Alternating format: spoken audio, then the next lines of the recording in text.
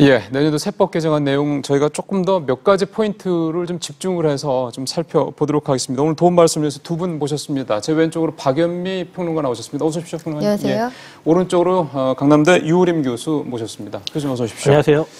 교수님 일단 뭐 교수님이 세무학과 교수님이시고 세법 전문가니까 그 오늘 임대소득 개편안 주요 내용 중에서 조금 포인트를 좀 짚어주셨으면 좋겠어요. 어떤 게 이번에 내용 중에 제일 눈에 띄시던가요? 일단 그 전반적으로 간단히 개요를 말씀드리면 크게 4가지 정도 변화가 있었습니다. 첫 번째로는 2천만 원 이하 임대소득에서 비과세하던 것이 과세로 전환되었다. 내년부터. 예, 그렇고요. 두 번째는 그전에는 이제 2천만 원 초과분에 대해서 종합과세 했었는데 이번에 개편에 나온 것을 보면 2천만 원 이하의 임대소득에 대해서도 과세를 하되 예. 분리과세에서 14%를 적용할 수 있도록 해줬다는 점이고요. 예. 그다음에 기본공제 금액이 등록한 자와 등록하지 않은 자에 대해서 과거에는 차별이 없었는데 이제는 이제 등록한 자에 대해서는 400만 원 등록 공제금액 기본공제를 인정해주고 해주고 등록하지 않은 자에 대해서는 이제 200만 원만 절반만 인정을 해서 등록을 유도하는 방향으로 이번에 세법이 바뀌었다라고 볼 수 있고요. 이와 더불어서 이제 필요경비도 과거에는 일률적으로 60%였는데 이번에는 등록한 자에 대해서는 70%, 등록하지 않은 자는 50% 인정을 해서 최대한 부동산을 많이 소유하고 있는 주택을 많이 소유하고 있는 자들을 등록할 수 있도록 유도하는 방향으로 많이 개편이 됐다라고 말씀드릴 수 있겠습니다. 예. 지금 저희가 뭐 그 시청자 여러분들 보실 때 화면에 그런 주요 내용들을 저희가 이제 요약을 해서 이렇게 올려놨는데요. 지난번에 재정개혁특위에서 크게 3가지 얘기를 했지 않습니까? 종부세 얘기, 그 다음에 금융소득 종합과세 얘기, 그 다음에 임대소득과세 얘기 3가지를 했었는데 당시에는 이제 기재부에서 종부세는 받아들이고 금융소득과세는 뭐 연기하고 일단은 그건 검토하겠다고 했었고 임대소득세와 관련된 얘기는 별로 안 하다가 이번에 포함이 됐네요. 예. 그럼 지난번에 재정개혁특위가 권고한 내용이랑 차이가 좀 있습니까? 사실 그 지난번에 재정개혁특위는 그 말씀하신 것처럼 3가지 제안을 하면서 그 3가지 제안의 근거로서 과세 형평, 그렇죠. 말하면 소득의 유형별로 조세 부담이 달리 발생하고 있는 것을 좀 개선하자 이런 취지로 얘기를 했던 것이고요. 그 중에서 세수 효과는 크지 않지만 조세정이 클 수 있는 금융소득 종합과세 부분은 기재부에서 좀 난색을 표명했던 걸로 기억을 하고요. 다만 이제 임대소득과 관련해서는 부동산 가격이 계속해서 상승하고 있는 현재 추세를 봤을 때 기획재정부 입장에서도 이 부분에 대해서는 과세로 전하는 것이 타당하다라고 판단하지 않았을까 싶습니다. 결론적으로 말씀드리면 재정개혁특위에서는 과세 형평을 제고하자는 취지에서 2천만 원 이하 임대소득에서 비과세하던 것을 과세로 전환하되 아마도 내심 종합과세하는 쪽으로 생각하지 않았을까 생각이 들고요. 그런데 기획재정부 입장에서는 처음부터 너무 강력하게 부동산 임대소득에 대한 과세를 강화하면 오히려 조세 저항도 우려되기 때문에 그 부분을 고려해서 1차적으로는 분리과세에서 14% 정도 세부담을 지우는 것으로 이번에 개정안을 이제 마련한 걸로 생각이 됩니다.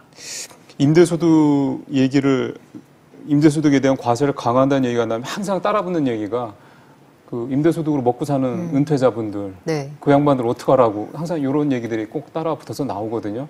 그래서 일각에서 또 그런 얘기도 합니다. 임대소득으로 먹고 사는 분들이 재산이 어느 정도 있는 분들인데 그거 조금 올라간다 해서 무슨 뭐 이렇게 얘기하는 분들도 있어서요. 어떻게 봐야 되겠습니까, 이 부분은? 사실은 저희가 방송 들어오기 전에 교수님하고도 말씀을 나눴는데요. 이 대상자가 아마도 한 24만 명의 세수 규모로 치면 한 740억 원 정도 될 것 같은데 이 정도 자산을 가지고 사실상 이거는 임대소득이라는 건 불로소득에 가깝잖아요. 그런 것들을 고려하면 더구나 세율이 그다지 높지도 않고 분리과세라는 게 종합과세보다 또 유리합니다. 그렇죠. 그러니까 세율이 낮아질 수 있기 때문에 이런 것들을 종합적으로 고려하면 다소 엄살에 가깝지 않을까. 그러니까 충분히 이 정도는 감수할 수 있다고 보아서 아마도 기획재정부가 절충안으로 택해서 내놓은 것이 아닐까 싶습니다. 그러면 지난번에 우리 종부세 얘기 나올 때도 그 정도 가지고 뭐 종부세가 뭐 대단히 올라서 일단 그 비싼 집에 사는 분들이 그다지 굉장히 뭐 세부담이 크지. 일단 그 비판 한번 나왔었잖아요. 그럼 오늘 임대소득과세 요 내용도 사실은 그때 종부세 내용과 전체적으로 뭐랄까요, 뭐 어떤 어떤 영향이랄까 이런 거는 그렇게 뭐 세수 효과나 이런 거 봤을 때 크다 이렇게 보기는 어렵겠군요.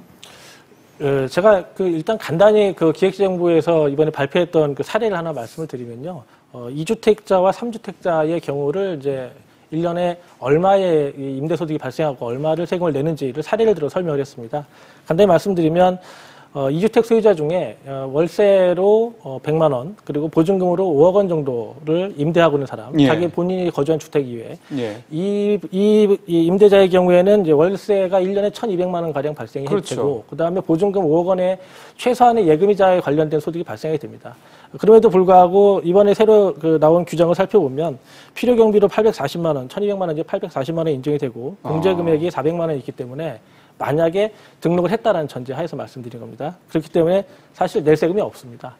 3주택자의 경우에는 예컨대 주택 한 채는 월 100만 원씩 월세를 받고 있고 또 다른 한 채는 보증금 10억 원으로 그냥 전세 내지는 보증금 10억 원만 받고 있다라고 했을 때 대략적으로 계산을 해보면 역시 마찬가지로 8년간 계속해서 임대 사업을 하겠다라는 전제하에서 보면 필요경비로 인정되는 금액이 전체 소득금액 1,956만 원 정도 되는데요. 그중에 예.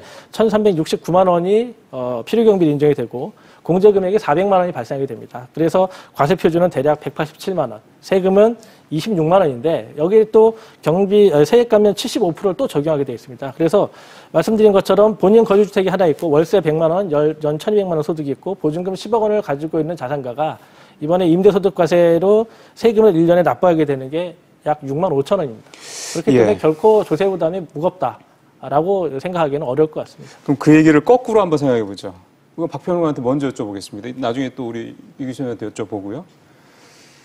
그럼 너무 뭐라 그럴까요? 빈 그릇이 요란한 거 아닙니까? 빈수레가 요란한 거 아닙니까? 뭐 대단히 뭐가 이렇게 할 것처럼 얘기가 나왔는데 이렇게 하나하나 쪼개서 보면 그거 뭐 그 정도 가지고 뭐 이렇게 얘기밖에 안 되는 것 같아서요. 그 말씀하신 것처럼 과거에 그 종부세 처음에 얘기 나왔을 예. 때도 이거 종부세 폭탄 아니냐 이런 얘기가 나왔는데 뚜껑을 딱 열고 보니 폭탄 아니네, 콩알탄이네 이런 반응이 나왔거든요. 이번에 임대소득도 마찬가지입니다. 사실은 재정개혁특위가 그동안 뭐 권고했던 여러 가지 사안 중에 거의 유일하게 기획재정부가 채택해 놓은 그런 세법 개정안에 들어간 내용인데 그 뚜껑을 열고 보니 실질적인 세부담에 비해서 지나치게 여기에 대한 관심이 좀 집중된 측면이 있다 이런 반응이 나오거든요. 이 정도는 뭐 조세 정의를 위해서 같이 갈 수 있는 것 아니냐 일반적인 평가가 그렇게 나오는 것 같습니다. 네. 근데 이렇게 겁나는 건가요? 정부에서 이렇게 조금 이 정도 얘기를 가지고 이 정도 수준의 어떤 이걸 가지고 사실은 조세 형평성 얘기를 하는 게 조금 과한 그런 스스로의 어떤 자화자찬 같은데요. 예, 저도 개편안을 보고 이제 여러 가지 생각을 해봤는데요. 저는 크게 두 가지로 생각을 정리했습니다. 하나는 지금까지 그 부동산 임대사업자에 대해서 등록이 강제되지 않았거든요. 그렇기 그렇죠. 때문에 음성적으로 다주택을 보유하고 있던 자들을 이번 개편안을 통해서 양성화시키겠다라는 취지가 하나 있을 수 있고요. 그렇다면 이게 이런 그 부동산 임대 소득을 많이 갖고 있는 다주택자들을 양성화시키고 그 과표를 잘 관리해서 향후에 그에 부합하는 조세 부담을 줄이겠다. 이런 전략적인 측면의 선택이라고 한다면 상당히 좋은 방법이다라고 말씀드릴 수 있겠고요. 좀 길게 장기적으로 본다는 얘기예요. 예. 그렇지 않고 또 다른 면으로 보자면 최근에 부동산 임대 사업자로 등록하는 사람들도 많이 늘어나고 있지만 부동산 매매업자로 등록하는 경우도 증가하고 있습니다. 이건 그게 무슨 얘기냐면 소리예요? 부동산 임대 사업자로 8년 이상 임대를 하게 되면 다주택자에 대한 양도소득세 중과세 그리고 종합부동산세 과세가 배제됩니다. 예, 그건 그렇죠. 예, 역시 부동산 매매 사업자의 경우도 마찬가지죠. 본인이 부동산 투기하려고 하는 것이 아니라 간단히 말씀드리면 나는 부동산을 사고 파는 게 직업인 사람이기 때문에 중개업소 얘기하는 거잖아요. 쉽게 생각하면. 중개업소가 아니고 자기가 부동산을 마치 상품 팔듯이 재고자산처럼 부동산을 가지고 있다 사고 판다는 얘기죠. 그 대행을 해주는 게 아니라 자기 예. 재산을 예, 그렇게 된다면 어떤 일이 벌어지냐면 양도소득세 중과세를 적용받는 것이 아니라 자신의 개인 사업에 의한 사업소득세로 과세를 당하게 됩니다. 그러네요. 그렇게 되면 세부담이 떨어지는 효과가 있겠죠. 자, 그런데 제가 여기서 강조하고 싶은 건 뭐냐면 만약에 이런 다주택자에 대한 부동산 임대소득 과세를 강화하고 등록을 유도해서 향후에 이런 다주택자에 대한 과세 관리를 강화하기 위한 전초 수단이다. 라고 한다면 좋은 방법이지만 만약에 그런 것까지 염두에 두지 않았다라고 한다면 오히려 향후에 8년 이후에 다주택자에 대한 그 양도소득세 중과세가 배제돼서 오히려 다주택자들을 우대해준 정책이 있습니다. 그런 면에서 상당히 우려스러운 부분도 적지 않게 가지고 있습니다. 그런 부분도 잘 알고 계시겠죠? 예, 예, 알겠습니다. 예. 자, 이번에는 근로장려세제 얘기를 좀 넘어가 보도록 하겠습니다.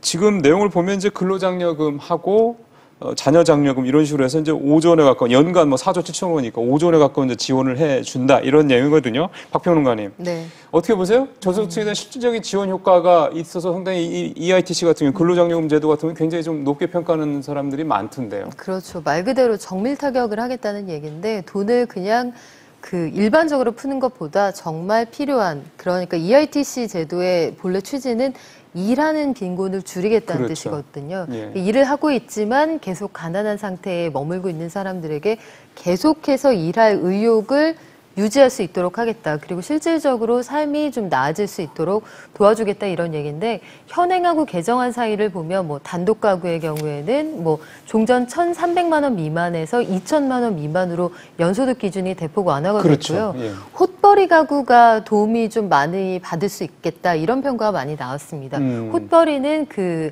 부부 중에 한 사람만 예. 벌이가 있는 경우인데 그 자녀를 부양하는 그런 부담이 좀 줄어들 수 있다. 맞벌이의 경우에도 상당 부분 혜택을 볼 거고 재산 기준도 완화가 됐습니다. 그러니까 실질적으로 전세금 같은 것들의 시세를 고려한 조치인데요.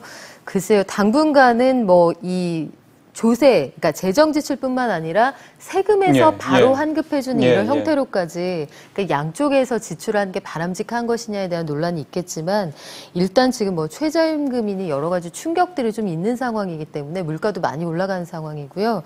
당분간은 이런 방식으로 지원을 하는 게 그래도 한계 계층을 지탱하는 데는 어느 정도 도움이 되지 않을까 싶습니다. 그러게요. 어쨌든 이게 이제 일을 하고 있고 있는 사람들한테 그만큼 더 지원이 되는 거고 그러니까 일을 하지 않고 있는 사람들한테도 아 일을 하니까 저렇게 더 지원금이 나오는구나 하는 어떤 근로 의욕을 좀 자극할 수 있는 부분도 분명히 있겠고요. 근데 교수님 이런 생각도 좀 듭니다. 왜냐하면 이게 직접 지원이라는 게 갖고 있는 한계가 있잖아요. 왜냐하면 이분들 같은 경우 사실은 임시직이나 일용직에서 일하고 싶어서 그러는 게 아니라 사실은 그런 좋은 직장이 없어서나 또는 뭐 좀 자격이 안 되거나 좀 이래서 못하는 부분들이 많기 때문에 뭐 좀 더 구조적으로 조금 더 근본적으로 뭔가 일자리를 이렇게 좀 아예 좀 더 좋은 일자리를 늘린다든가 뭐 이런 차원의 어떤 그런 구조적인 대책이 오히려 좀 장기적으로는 필요한 게 아니냐 이런 생각이 들거든요. 예, 충분히 타당한 그 말씀이라고 생각을 하는데요. 일단 그 학계에서 지금까지 연구한 결과에 의하면 근로장려세제가 확실히 그러니까 노동시장에 진입할 수 있는, 실업자 노동시장에 진입할 수 있는 효과가 있고, 그다음에 소득 보전에 따른 그 경제적인 효과도 분명히 있다라고 연구 결과는 나오고 있습니다. 긍정적인 효과가 있네요. 예, 그렇기 때문에 이런 근로장려세제를 이번에 적용 대상을 2배로 확대하고, 그리고 지급액을 3배 가까이 증가시킨 것은 나름대로 굉장히 큰 의미가 있다라고 볼 수 있는데요. 지금 금방 지적하신 것처럼 지금 이렇게 근로장려세제를 시행함에 있어서 더 중요한 것은 어떻게 하면 저소득자 또는 실업자들에게 양질의 일자리를 제공할 것인가 하는 부분인데 지금 이렇게 근로장려세제를 적용하게 된다는 것은 결국엔 실업자든 아니면 저소득자든 열악한 또는 소득 수준이 낮은 그런 일자리밖에 가질 수 없다라는 이 근본적인 문제를 해소할 수 없다는 한계가 있습니다. 그러니까요. 그렇기 그렇기 때문에 사실 더 좋은 방법은 가장 확실한 방법은 근로자들에게 더 양질의 안정적이고 소득 수준이 일정 수준 보장받을 수 있는 양질의 일자리를 계속해 제공해 주는 것인데 사실 이 부분은 기업이 담당해야 될 몫입니다. 그렇죠. 네, 그럼에도 불구하고 기업에서는 되게 어떤 이야기를 하냐면 기업이 양질의 일자리를 제공하려고 했을 때 인건비 부담이 너무 커진다. 인건비 부담을 감안하면 오히려 경제에 더 나쁜 영향을 줄 수 있다. 이런 이제 논거를 대면서 기업이 중심이 돼서 일자리를 창출하는 것은 제한적이다라는 이런 논리를 만들어내고 있습니다.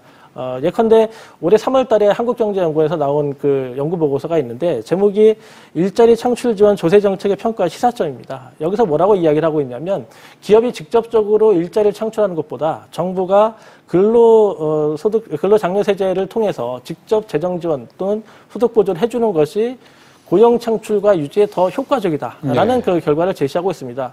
우연의 일치인지 모르겠습니다만 이번 그 기재부에서 나온 내용을 가만히 살펴보면 고용 유지 또는 새로운 창출에 대한 것들은 과거의 규정을 그냥 그대로 유지하거나 연장하는 수준. 별반 새로운 것이 없습니다. 그럼에도 불구하고 이번에는 근로장려세제를 대대적으로 개편해서 많은 조세 지원을 주었다라는 점에서 아마도 그 한국경제연구원의 연구 보고서와 좀 일맥상통하는 부분이 있지 않은가 이런 생각이 들기도 하고요. 예. 근데 이게 좋은 일자리를 많이 만들어야 되는 게 물론 기업의 몫은 맞긴 한데 지금 기업들이 뭐 예를 들어 좀 최저임금 뭐 인상이나 이런 부분에 대해서 얘기하고 있는 거 보면 또 각종 규제에 관해서 얘기하고 있는 거 보면은 약간 좀 맥이 조금 약간 엇갈리는 것 같아서 말이죠. 이 부분은 사실 최저임금을 지금 이렇게 계속해서 이제 2년째 계속 상승을 시켰는데요. 이 부분과 관련해서 이게 조금 세밀하게 살펴봐야 될 부분이 있는데 최저임금의 적용 대상은 대기업에 종사하고 있는 또는 안정적인 뭐 공사 이런 곳에 종사하고 있는 금융권에 종사하는 이런 사람들하고는 전혀 관계가 없고요. 그렇죠. 그렇지 못한 소득 수준이 낮고 예. 그다음에 고용 상태가 열악한 뭐 임시직, 일용직 뭐 이런 분들이 예, 사실 좀 많이 들어가시잖아요. 대개는 자영업자들이 고용하고 있는 영세자영업자들, 분들에게 예. 적용이 되는 것인데 사실 이런 자영업자들에 대한 조세 지원이 이번 세제 개편에서 근로장려 세제를 제외하면 특별히 찾아볼 수 없었다는 문제가 있습니다. 정리하면 지금 이렇게 소득주도 성장을 위해서 최저임금을 인상을 시키고 그리고 근로장려 세제를 확대하겠다라고 한다면 그 접점에 서 있는 자영업자에 대한 조세 우대가 좀 더 확대되었어야 되는데 이런 그 확대 방법의 하나 중에 하나가 자영업자들이 고용을 유지하거나 창출했을 때 그에 대한 조세 우대를 적용하는 방법이 예. 있을 수 있는데 이 방법을 사용하지 않고 그냥 근로장려 세제를 자영업자들에게도 적용해주겠다. 약간 선심성으로 이런 조치를 취했다는 점에서 아쉬운 점이 있다고 할 수 있겠습니다. 알겠습니다. 예, 자, 근로장려 세제도 요 정도 정리를 하겠습니다. 지금 뭐 저희가 지적하는 부분들에 대해서 모든 뭐 어떤 개정안이나 어떤 뭐 제도가 100% 모든 사람 만족시킬 수는 없죠. 저희가 봤을 때 이제 이런 부분들이 조금 미흡한 부분이다라고 이제 지적을 하는 거니까 좀 참고를 하길 좀 바라겠습니다. 자, 박평론가님. 네. 이거 말고도 사실은 이제 몇 가지 이제 이 민생과 관련된 그런 내용들이 있습니다. 저는 눈에 띄는 게 ISA 가입자 확대를 해서 세제 혜택을 계속 유지한다라는 건데 이거는 좋은데요. ISA가 수익률이 너무 낮아가지고. 그러니까요. 이게 물론 세제 혜택을 뭐 계속 유지하는 건 물론 좋긴 합니다만. 그래서 저도 그 대목을 보고선 ISA의 그 최근 수익률을 제대로 보셨을까 이런 생각이 네. 들긴 했는데 물론 취지는 좋습니다. 당초에 ISA 그러니까 소위 만능통장이라는 게 등장한 게 한 바구니 안에 여러 가지 금융상품을 다 담아놓고 국민 부자 만들기 프로젝트다 해서 과거에 임종용 금융위원장 시절에 추진을 했던 사업인데 어찌됐든 취지는 좋은데 수익률이 너무 낮아서 이게 이렇게 돼 있어요. 그 서민형 가입자는 금융수익의 400만 원 그리고 일반형은 200만 원까지 비과세 대상으로 예, 넣어주는데 일단 그 돈을 버는 사람이 없어요. 그렇죠. 그러니까 그 정도 수익이 나야 비과세 혜택을 볼 그렇죠. 텐데 해서 글쎄 이거는 명목상으로 안 하기 뭐해서 좀 넣어놓은 그런 느낌도 사실 없지 않아 있습니다. 네. 그러니까 그 문제도 그렇고 그러니까 뭔가 이렇게 좀 입맛에 딱 맞게 그러니까 실질적으로 현장에서 그거 좋네 이런 느낌이 나게끔 드는 내용들은 좀 아쉬움이 좀 큰 부분들이 아닌가 싶은데 저는 또 오늘 내용 보면서 또 하나 조금 이거는 좀 걱정도 되던 게 모바일 상품권에 인지세를 매긴다는 내용이 있더란 말이에요. 여기서 세수 효과가 얼마나 있을지는 모르겠는데 혹시 저는 이런 것들이 일종의 왜 그 좀 첨단 어떤 이런 어떤 새로운 산업 부분에 대해서 또 하나의 규제로 또 작용하는 게 아닌가 싶은 생각이 들어서 이건 어떻게 이해를 해야 될까요? 그게 이제 그 모바일 상품권 업계에서 주장하는 내용이에요. 그래요? 사실상 종이 상품권하고 유통 발행 구조가 다른데 여기에서 인지세를 똑같은 방식으로 매기는 건 형평성을 맞추는 게 아니라 오히려 역차별이다 이런 주장이 산업계에선 나오고 있는데요. 일단 그 논란을 차치하고 실질적으로 여기에 붙게 되는 세금이 얼마나 될 것이냐. 10,000원에서 50,000원 사이 구간도 한 200원 정도고요. 10만 원을 초과해도 한 800원 정도니까 실질적으로 뭐 거래를 크게 위축시키거나 아니면 그 상품 가격을 밀어 올릴 정도의 부담은 아닐 텐데 그리고 대부분 이 모바일을 통해서 오가는 소위 기프티콘이라는 것이 10,000원 언저리에서 왔다 갔다 합니다. 뭐 커피 한두 잔 아니면 1년에 한 번 생일 케이크 정도인데 가격을 밀어 올린다 그런 차원에서 보다는 아마도 말씀하신 것처럼 지금 여기서 이 신기술을 통해서 그 통용되고 있는 새로운 형태의 상품에 기존의 잣대를 들이대는 게 이게 타당하냐 여기에 대한 논란은 한동안 있을 것 같습니다. 그러니까요. 물론 뭐 그럴 만한 근거가 없는 건 아니긴 한데 글쎄요. 지금 말씀하신 대로 특히 이제 이 기프트콘 같은 경우는 또 젊은 친구들이 학생들이 그렇죠. 또 많이 활용하는 거라 그런 생각도 좀 듭니다. 아무래도 뭐 그만큼 세금이 올라가면은 세금이 붙게 되면은 당연히 뭐 크지는 않더라도 올라가는 거니까 그런 부분들에 대한 박평환님 말씀 좀 들었고요. 이제 뭐 마무리를 좀 할 때가 됐는데 유 교수님 이거 하나만 좀 더 여쭤보고 싶습니다. 우리 매년 좀 벌써 몇 년째 세수가 1년에 10몇 조 원씩 이렇게 남는다고 합니다. 그래가지고 그 돈 가지고 뭐 잘 쓰고는 있습니다. 뭐 일테면 청년 일자리 창출을 위한 뭐 그런 추경에 넣기도 하고 등등등 하는데 그런 생각도 오늘 문득 들더군요. 그러니까 아예 좀 많이 남기는 것보다도 아예 좀 덜 걷어서 일테면 특히 이제 중소 영세 소상공인이라든가 저소득층 사실 세금 이렇게 부담이 크지는 않습니다만 근로자들에서 일정 금액 이하 정도 되는 그렇게 뭐 급여가 많다고 볼 수 없는 이런 분들에 대한 어떤 세액 부담을 좀 더 줄이고 뭐 이런 방식으로 해서 아예 세수를 좀 더 원천적으로 줄이는 건 어떨까 이런 생각 좀 들더군요. 사실 최근 몇 년간 이제 세수가 증대됐던 것은 지난 박근혜 정부에서 진행됐던 이제 증세 정책의 효과가 좀 있었고요. 크게 두 가지입니다. 하나는 잘 아시는 것처럼 소득공제, 근로소득자의 그렇죠. 소득공제가 세액공제로 전환되면 사실상 증세가 이루어졌고요. 또 하나는 가장 이제 증세하기 쉬운 담배 같은 거에 대한 세금을 과세한다든지 이렇게 이제 좀 쉽게 증세한 면이 있고요.